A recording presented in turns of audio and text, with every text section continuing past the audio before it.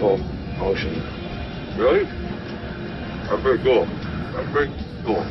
For years, the Cornelia Marie was a steady presence on Deadliest Catch, a familiar boat, a familiar crew, and a deep connection to fans. Then it was just gone. No explanation, no farewell. As the show moved on, longtime viewers were left with more questions than answers. But Cornelia Marie wasn't the only one. Other boats vanished too, quietly, completely. What's really behind these disappearances? And what does it say about the show itself? Join us as we uncover the real reason Cornelia Marie disappeared from Deadliest Catch. Cornelia Marie's disappearance from Deadliest Catch. The Cornelia Marie was one of the most recognizable vessels on Deadliest Catch, instantly identifiable by its yellow and blue hull and its long-standing presence on the show. First introduced with the larger-than-life Captain Phil Harris at the helm, the ship became a symbol of grit, legacy, and heart for fans across the globe.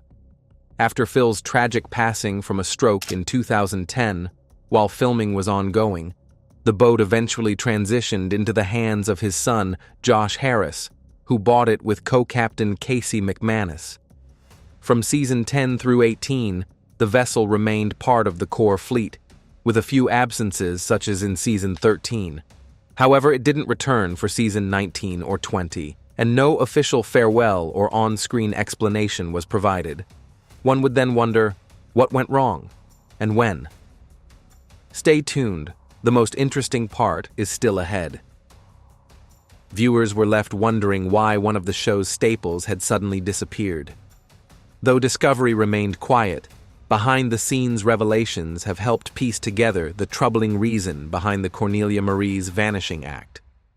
The sudden disappearance of the Cornelia Marie in season 19 coincided with a resurfaced legal issue tied to Josh Harris. In 1999, Harris served 9 months in prison for sexually assaulting a minor, a case that reportedly flew under the radar for many years. As the details became public through outlets like Radar Online, the optics became untenable for Discovery Channel, a network heavily reliant on brand image and family viewership. Though Harris had pleaded to a lesser charge and completed a psychosexual exam as part of his sentencing, Discovery made the decision to sever ties. The network did not offer an explicit on-air explanation, but confirmed that Harris would not appear in any future episodes. Rather than attempt a complex workaround to keep the Cornelia Marie and co-captain McManis involved, Discovery opted for a clean break from the entire operation. Despite the boat's popularity and legacy, the association with Harris's criminal record became a liability too great to ignore. Casey McManis, who co-owned the Cornelia Marie and had no known legal or personal controversies, also found himself cut from the show. According to McManis, the production team simply chose not to renew his, Harris's, or the vessel's contracts. While the network's public statement was limited, McManis offered some insight via social media, suggesting it was a production-level decision. He later reflected on the situation with some frustration, saying it was a bummer deal, and even remarked that there were no crabs to catch, hinting at broader dissatisfaction. Having been a major fixture on the boat and the series, McManis transitioned to working with tugboats and continues to post updates from his maritime life on Instagram. Though his departure was never formally addressed on screen, it appears his exit was a collateral consequence of the show's decision to completely distance itself from Josh Harris. For fans, this added to the confusion and disappointment, as the Cornelia Marie was more than just one man's story. The possibility of the Cornelia Marie returning hasn't been entirely ruled out. In June 2024, Taylor Jansen, a former crew member who had worked aboard the vessel from 2018 to 2022, posted an Instagram photo in front of the dry-docked ship. His caption hinted at a new chapter, stating, "First shipyard as partners in this big blue piece of steel, #Bristol Baybound." Jansen's announcement sparked speculation about his potential return, not just to the water, but to Deadliest Catch itself.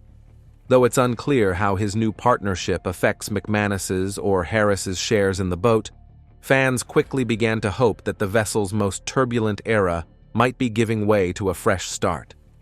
Taylor's growing involvement, paired with the ship's continued activity off-camera, points to the Cornelia Marie remaining fully operational and active, even if Discovery Channel isn't filming it anymore.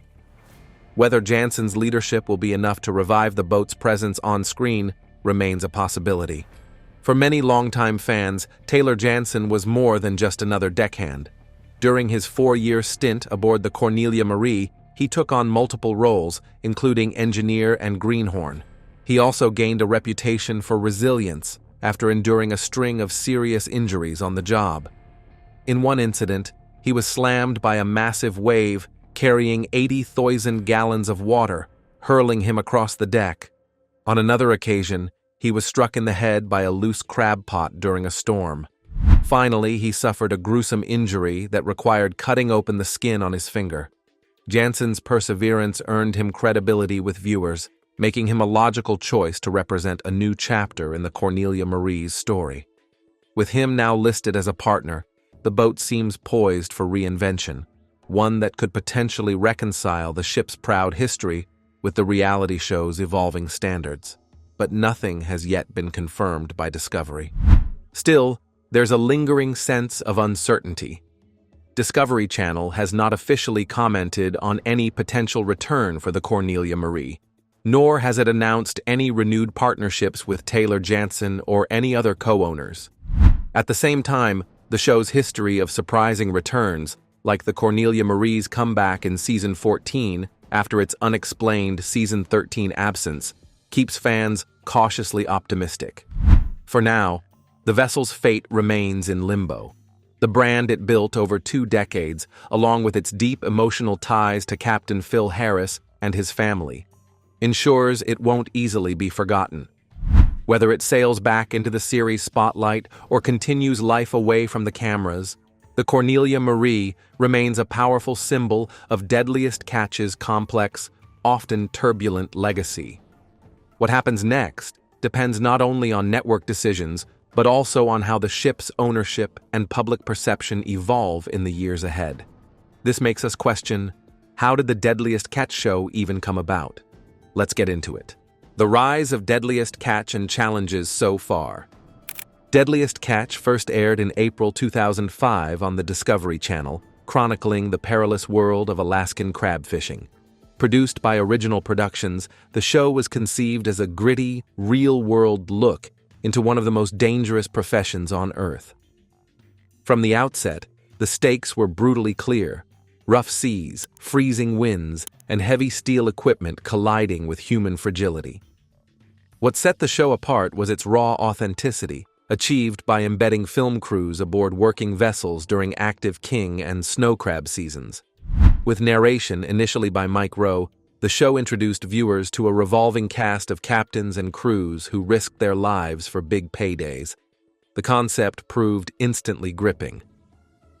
By offering a direct window into the Bering Sea's storm-battered decks, Deadliest Catch grew into one of Discovery's flagship series, drawing millions of viewers and setting the standard for high-stakes reality television.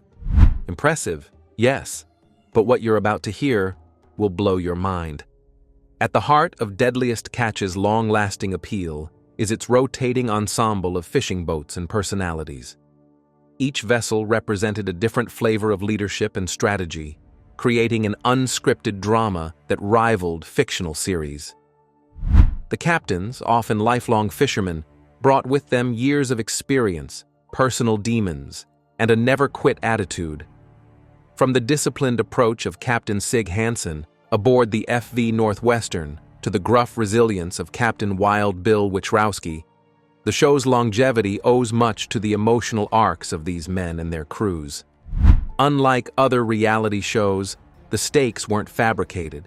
They were physical and financial survival. Boats took on water.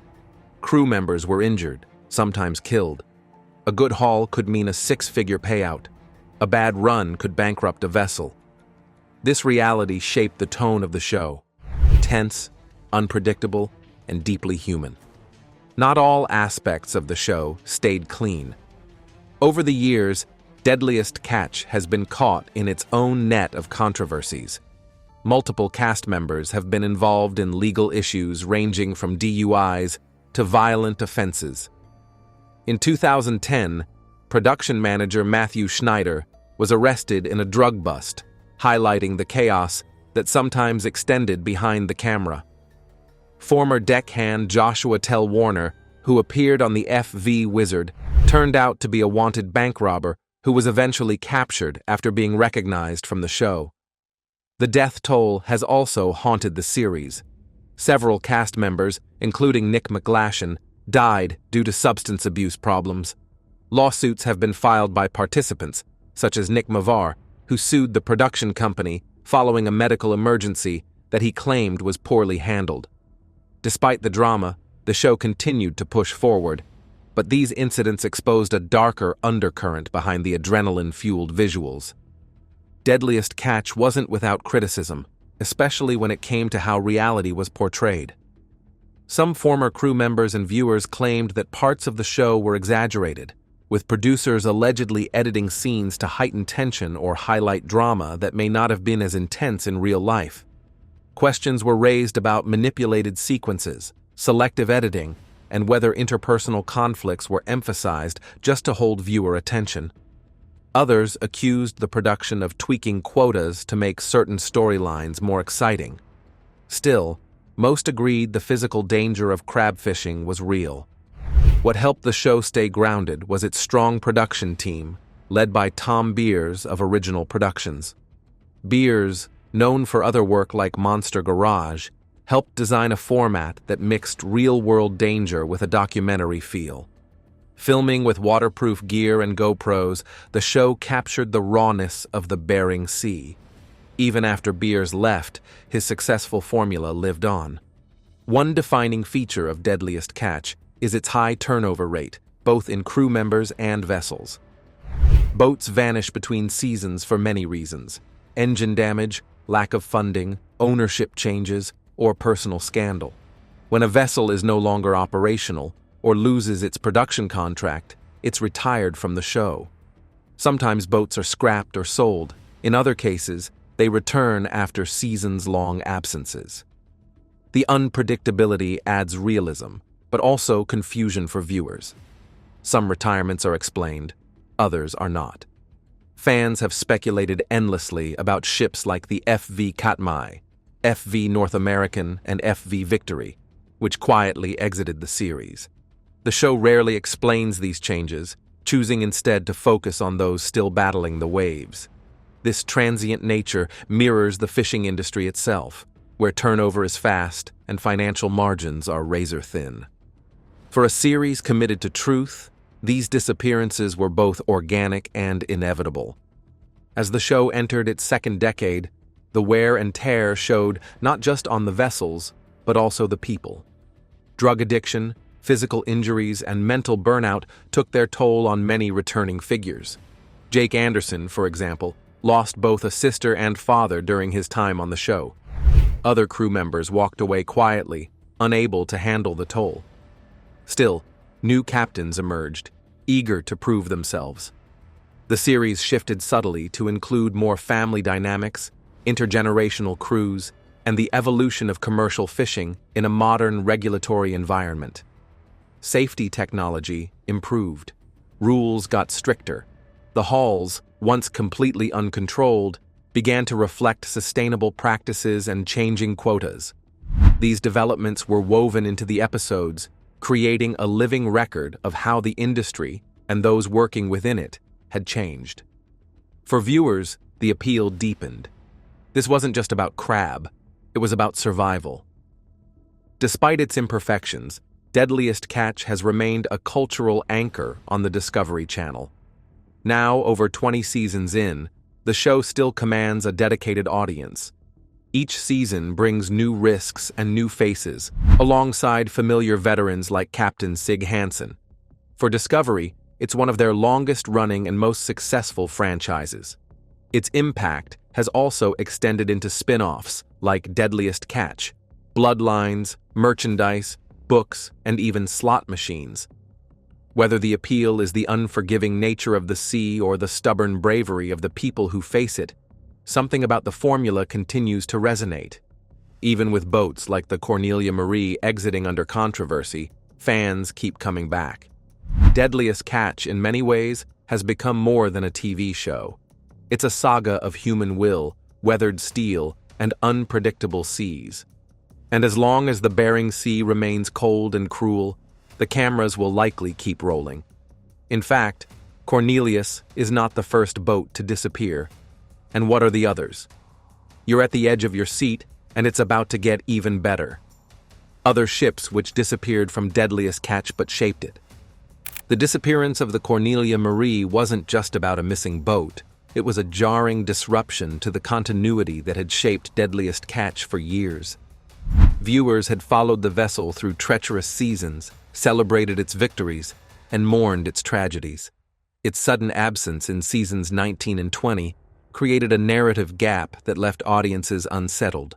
In a show where stakes are rooted in real danger and physical endurance, the absence of one of the most iconic ships carried more weight than a shuffled cast in any typical program.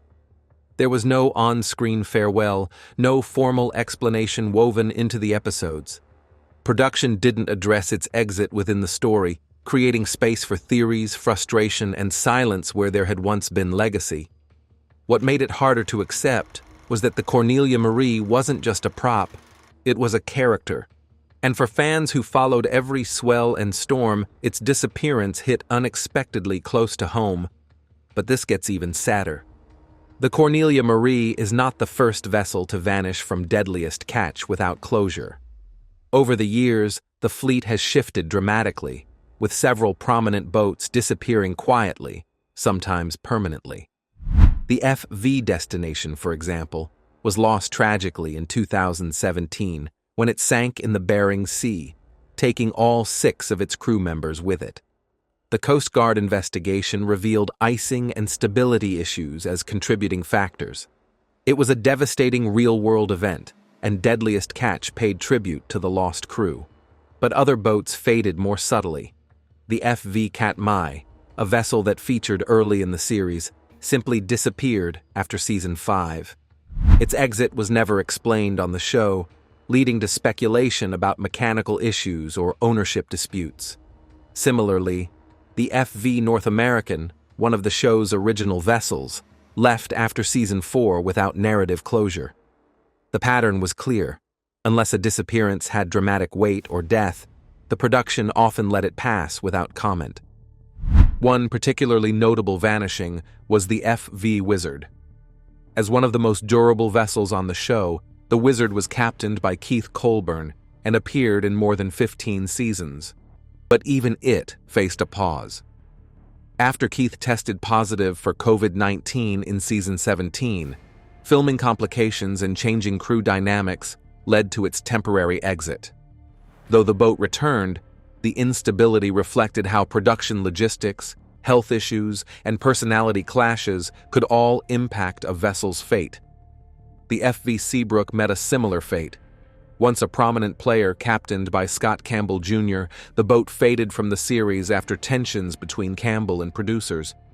Campbell later returned with a new vessel, the Lady Alaska, but Seabrook's disappearance remained unaddressed. The FV Saga, a fan favorite captained by Jake Anderson, has had its screen time fluctuate drastically, disappearing mid-seasons only to reappear later. These absences, partial or full, highlight how no boat, no matter how central, is safe from the series' off-camera decisions. Sometimes boats vanish due to ownership changes or contractual shifts. The FV Brenna A, captained by Sean Dwyer, debuted to positive reception in season 12 and brought a younger voice to the aging fleet. But by season 15, the vessel was gone. Dwyer later explained through social media that while he still captained the Brenna A off-camera, production had chosen to focus elsewhere. Similarly, the FV Cape Caution, helmed by Wild Bill Wichrowski, quietly disappeared after a few seasons. Bill eventually returned with a different boat, the Summer Bay, reinforcing how the production often follows captains more than vessels. But for fans who emotionally connect to ships, their look, their legacy, such transitions often feel disorienting. Boats like the Aleutian Ballad, which survived a near sinking in Season 2, turned into tour vessels. Its transformation into a floating museum of sorts reflects another path: retirement without death, but with dignity. While these disappearances vary in reason, death, disputes, production changes, they share one common thread. Deadliest Catch rarely gives viewers full closure. The show, for all its rawness, is still edited television. Contracts are seasonal, personalities change, and boats, like people, become casualties of shifting priorities. The show has leaned into its realism, but behind that is a rotating cast dictated by finances, availability, and controversy. Even when boats return, like the Saga or Northwestern, their downtime isn't always explained. This fluidity, while realistic to the fishing industry, challenges the show's commitment to continuity. It leaves fans to fill in the blanks, scouring social media and interviews for scraps of truth. The Cornelia Marie was just the most high-profile loss. Its history, captains, and controversies ensured its absence couldn't slip quietly into the tide like others. But its vanishing echoed a larger trend. In this world, nothing floats forever, not even fame. Behind the camera, Deadliest Catch has to manage not just physical danger, but reputational risk. Boats are living workplaces, and the people aboard them carry complex personal histories. When those histories collide with public scrutiny, the network makes hard decisions. Legal troubles, interpersonal feuds, or production disagreements don't always play out on screen, but they shape what viewers ultimately see. When a ship like the Cornelia Marie disappears, it reflects both internal choices and external pressures. Production may have preferred silence over controversy, but fans noticed. The legacy of the boat and its iconic captains could not be erased by omission. And in the background, new boats rise, old ones dock permanently, and the ocean of Deadliest Catch remains ever-shifting. Every boat on the show carries more than crab pots. They carry personal histories, audience expectations, and the burden of being unforgettable. So while Deadliest Catch steams forward into new seasons with new crews, the ghosts of past vessels still hover over the series. Should networks explain when fan-favorite boats vanish? If the Cornelia Marie is gone for good, is it the end or a new beginning? Drop your thoughts in the comments. If you enjoyed this video, remember to like, share, and subscribe to our channel. Don't forget to check out the next video on your screen. You will enjoy it.